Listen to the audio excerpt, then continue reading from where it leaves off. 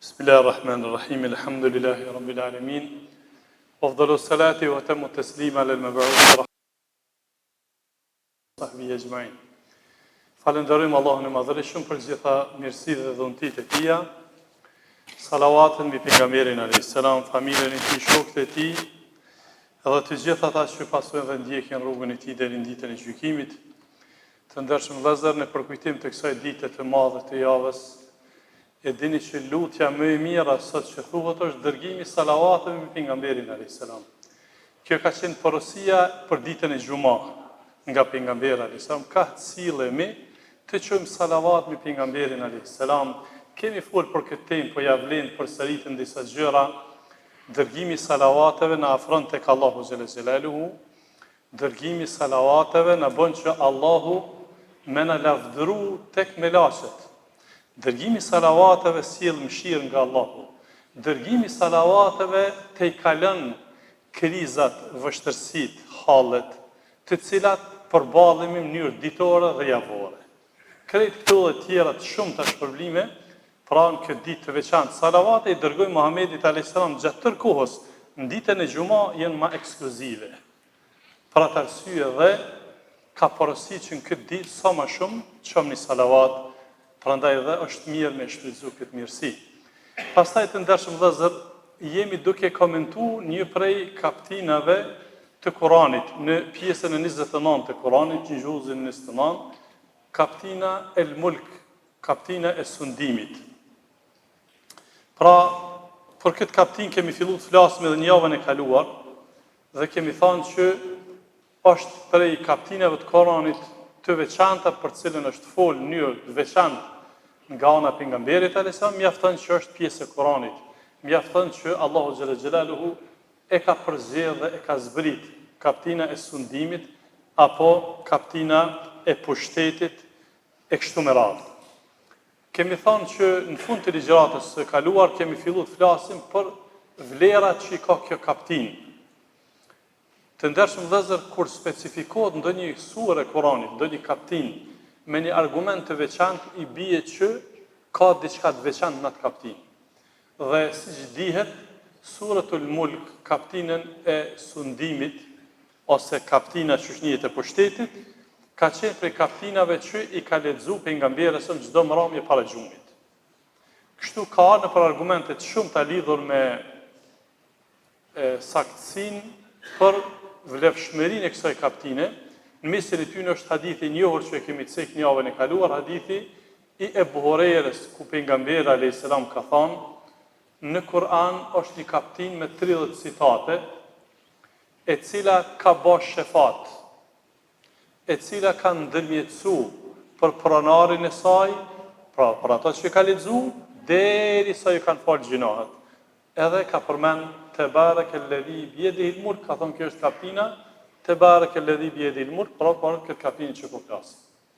Pra I bie të ndershëm vëllezër, siç thonë dietarët islam, në koment të këtij hadithi, Allahu xhalla xhelaluhu, këtu fjalë bëhet për një sahabi, për një shok pejgamberit alayhis salam, I cili në vazhdimsi e ka lexuar këtë kaptinë. Pasi që ka vdek, Allahu xhalla xhelaluhu ka njoftuar pejgamberin se çka u bë me ta. E ka njësu çka u bë me këtë person. I ka thonë që kjo kaptin ka ndërmjetësuar te Allahu derisa Allah ja ka folë gjinohat. Pra ky është një argument që flet për vlerën e kësaj kaptine. Pastaj Xhabiri radhiyallahu anhu, një prej shokëve të ngushtë pejgamberit alayhis salam, interpreton dhe thotë se çdo natë pejgamberi sa para xhumit e ka lexuar këtë kaptinë. Kur ka fol pejgamberi alayhis salam, dhe sahabët kanë marrë argumente të shumta për emërtimin e kësaj kaptine, njëra prej tyre është el-mania, pengusja pa prej dënimit. Aja që e pengon robën prej dënimit është ai që lexon për këtë kaptinë.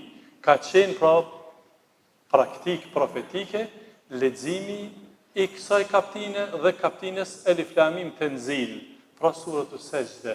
Këto dyja I ka lexuar pejgamberi sa në vazhdimsi. Ai që e bën shprehi me I lexu, ai që di më përmend, I vjen 2-3 minuta krejt për me lexu. Suratul Mulk se ka 2 faqe pak. Ai që nuk e di përmend derisa ta mëson me lexu, më pyetje një 5 minutë. Tani me hinë në detaje me spjegu çfarë përveç sevapit, përveç këtij shpërblimit që lexon para xhumit, edhe ki çto background, ki çto të mira, me ra me fjet me Kur'an, dallimi shumë i madh me telefon edhe me ra me fjet. Prej telefonit edhe me ra në gjumë, dallimi shumë i madh prej Kur'anit e në gjumë. Shumë i madh dallimi, i pakrahasueshëm. E kështu që të bëjmë shprehit mira vëllezër, se kjo është edhe arsyeja që po du me përcjell këtë mesazh. Të bëjmë shprehit mira vëllezër.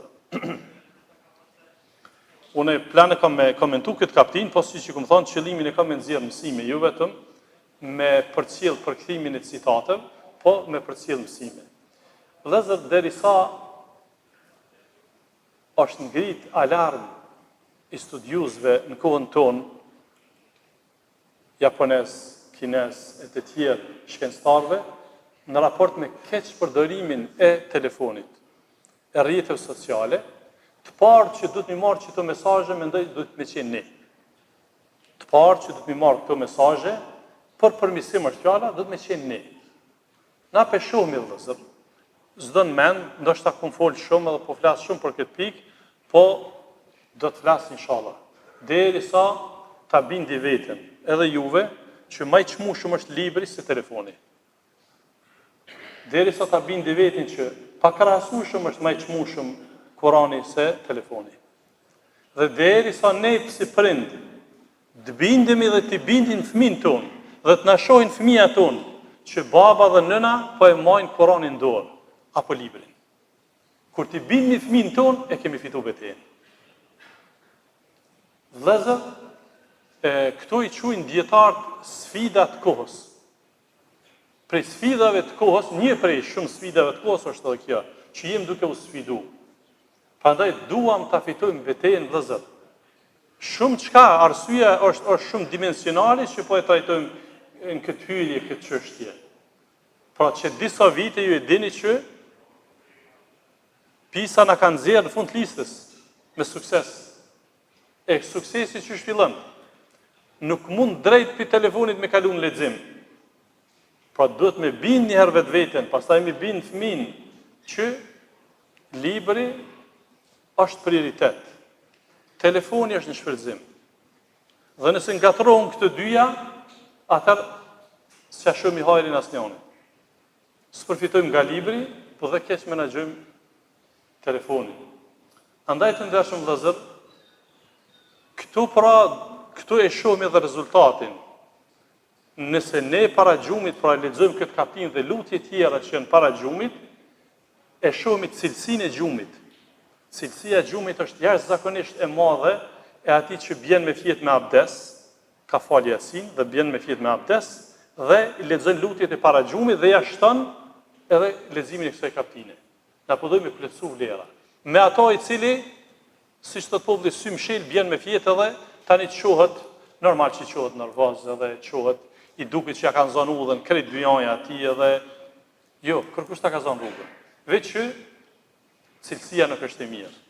Prej punës në shtrat, prej telefonit në shtrat, prej një gjendje jo të mirë, për shembull, këtë përballmi me probleme ditore në shtrat, kjo ka bërë që gjumi nuk është cilësor. Atëherë ta ndrojmë cilësinë. Mirë, kalojmë në komentimin e kësaj kapitine dhe citati i parë, Allahu xhelle xhelalu mas bismillahirrahmanirrahim, thot Tebarakalladhi biyadihi al-mulku wa huwa ala kulli shay'in qadir. I madhëruar është ai në dorën e të cilit është sundimi. Dhe ai është i gjithëfuqishëm për çdo gjë. Që ky është ajeti i parë, citati i parë i zbritur në këtë kapitull, dhe duam vëllezër që të nxjerrim diçka prej mësimeve nga secili citat, mesazhe që na duhen për jetën e përditshme. Në radhë parë, fillimi i një kapitine të re me këtë qasje, Allahu pe lavdëron vetveten. Ky mësim shkon për neve, se Allahu don na me madhru Allahun. Allahu ka qef, gëzohet, kur robi e madhron Allahun. Për shembull, disa kaptina kanë filluar në Kur'an, Elhamdulillahi Rabbil Alamin, kaptina e parë në Kur'an, Elhami, falënderimi takon Allahut. me qitë qasje i kemi disa kaptina në Koran, që kështu Allah i ka fillu kaptinat, elhamdulillah, pra, mesazhi shkon, mësohe me falendëru Allahun, mësohe me falendëru Allahun.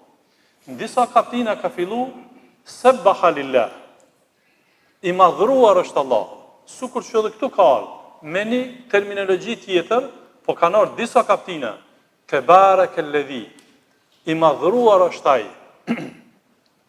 Pra mesazhi mësimi që nxirret të vëllezër është Allahu ka qef robi me madhru Allahun. Dhe kur robi e madhron Allahun, e krijon një lidhje të re me kënë, me krijuesin. Vëllezër, këto janë gjëra që janë përditshmëri. Pra po du me ndërlidh me aktualitetin. Llogarit sot me çka krenohen rinia për shembull. Rinia sot krenohen me fonsa, po so kanë ndjeks. Sot kom pas kaçe, ku i diun ato terminologjitë, hynë teknologjisë, po so ka ndjeks dikush, so ka përcjellës të fjalive, shkputjeve, kjo. Ka ba kaq numër të lidhjeve të reja, të njerëzve të rinj, shoqërive të reja kështu me radhë. Llogarit kur i forcon lidhjet me krijuesin. Tani krejt, çka janë për krijesave, marrin ngjërim tjetër, marrin një qasje tjetër. Për ndryshe, krijimi i lidhjeve me krijesa dhe mosnjohja e krijuesit, këto mbesin shumë formale. Prandaj sikur Allah do me përcjell këtë mesazh. Pastaj Allahu vazhdon dhe thot, pra i madhruar është ai në dorën e të cilit është sundimi. Pra fillimi, mërane një citati i na duke folë, mërane një ajeti. Allahu do të na tregon se sundimi i kësaj bote, mulki, dhe ditës së gjykimit është në dorën e Allahu xhela xhelalu. Sikur Allahu xhela xhelalu don të përcjell mesazh se çka do që ti ki nevojë, në dorën tëme është çajsan. Çka do që ki nevojë, në dorën time është çaj kërkesa jote. Çaj gjë që ti e kërkon prej shëndetit, e pasurisë, e te kalimit sfidave, e vështërsive, në dorën time është. Sepse kështu e përmbyll ajetin. Çish me përmbyll Allah ajetin? Wa huwa ala kulli shay'in qadir. Allah flet për vetveten. Ai është i gjithfuqishëm për çdo gjë. Mos e kontesto ti. Mos thuj Allahu s'ma pranon këtë lutje. Mos thuj Allahu nuk më ndihmon mua. Kjo është ky mendim i keq për Allah. Thuj të kundërtën. Po çysh nuk e lutje unë ata që krejt gjërat ko kanë dorën e tij. Shikoni vëllezër, Allahu xhela xhelalu gjërat i ka lidhur në mënyrë interesante që është përshkruar në librin e tij. Na kemi nevojë për njëri tjetrin, kemi nevojë me u ndihmu me njëri tjetrin. Allah ka lënë këto të natyrshme dhe instikte. Kemi nevojë për njëri tjetrin. Me ndihmu, me atë kalu vështirësitë e jetës së përditshme, me kanë pranë njëri tjetrit, me u solidarizu me njëri tjetrin. Këto janë natyrshmëri. Por prap këto janë të limituara. Ndihma jonë për njëri tjetrin është e limituar. Madje shpesh herë varet prej mundësive, po edhe prej emocioneve. Dikush ka mundësi me të ndihmu që për çfarë s'ndihmon. Inteke. Për shembull kemi shkuti me kryen një detyrë, hala mbrana punës është. Në orarin e punës e ka bë kontratën. Në firmë ko të punu, qoftë në qeveri, qoftë në shkollë, 8 me 4. Ai pi 3-ve mos është në zyre të punës. Mos është gjëndi që edhe pi 2-ve së në gjanë, nëse shënë sabat o nuk e gjanë. Jo, ti 1 minutë para orës 4, halojnë vend punës. Vëllezër, kërkoj shumë mirë kuptimin e ju. Na shtana po degzohemi, po nuk po dojmë ajetet e Koranit veç me lexu se ju i lexoni vetë. I lexoni vetë edhe e kupto kuptimin. Ta kuptojnë në praktik çka po dojmë bë. Pse gjithë kjo në përkëmbje? Pse që kjo situatë që shto e jona? Na s'kem nevojë me këshyr tjetër të vëllezër. Na si musliman me këshyr vetin. Madje na si xhamatli që vim këtu në xhami. Secili kem ka një detyra. Dikush është nëpër ministri, dikush shëndetësi, dikush hoxh, dikush mësues, dikush drejtar, dikush menaxher, e kemi një farë posti. Na pa ja dhon hakin korrikës ku jena, mos presim ata që zvinë xhami. Mos presim ma di për aty një tani hiqi se në fejnë tonë. E qështu një zinxhirore krejt bota, pra mrapa. Pse? Sepse na kemi nevojë që të ajete që i shpjegojmë, na mi kuptu mirë. Si ti kuptoj mirë, bëhemi shembull për tjerë. Ka, falë Allahut, ka të tillë që si thot populli talent synin qelë. Na vinë neve si hoxhallar, domethënë fjalët e njerëzve si mësues, shpeshher bormaki asnjë nxënës e kanë braktis orën e 5, 6, 7 nxënësit, a më mësuesi arsimtari që ndron vetë klasë. Se thotë unë jam marrë në orë. Ka nxënës as pash punë ty, unë jam në orë. Ka dhe të tillë.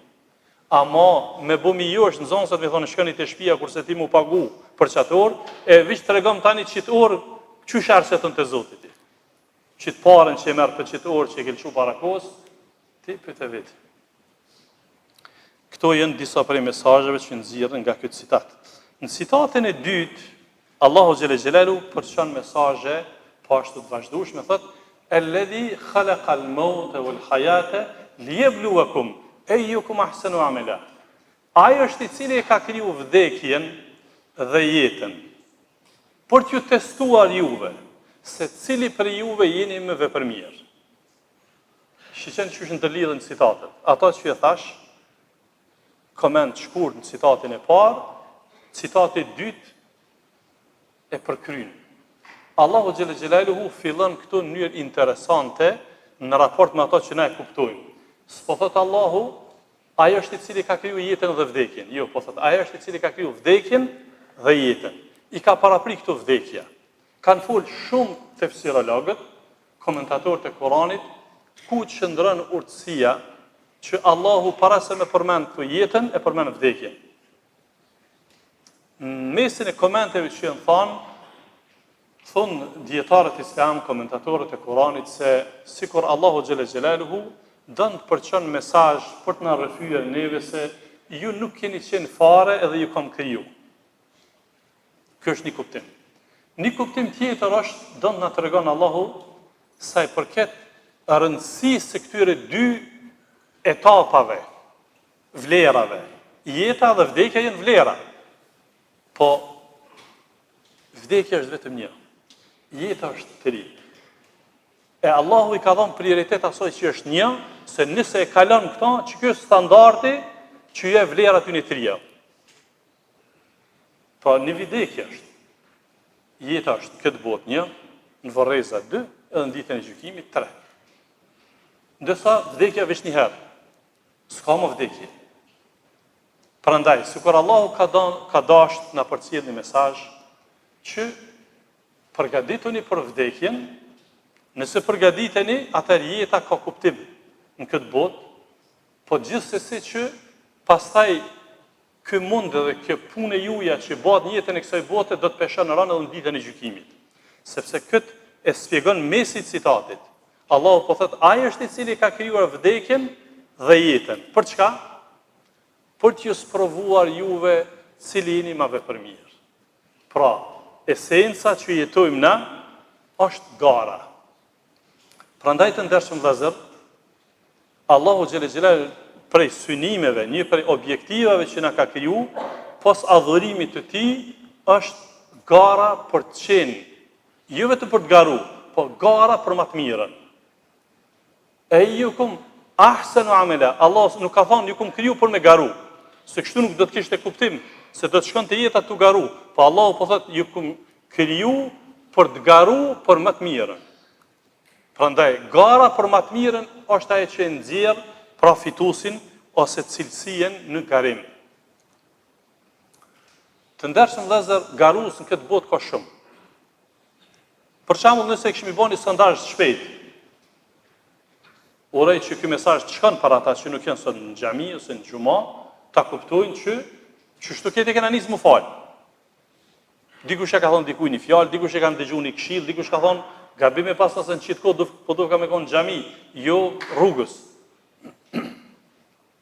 Me dal për shembull në qendrën që kemi këtu afër xhamis, me bëni sondazh, çka kanë me thonë çata njerëz që janë në xhami?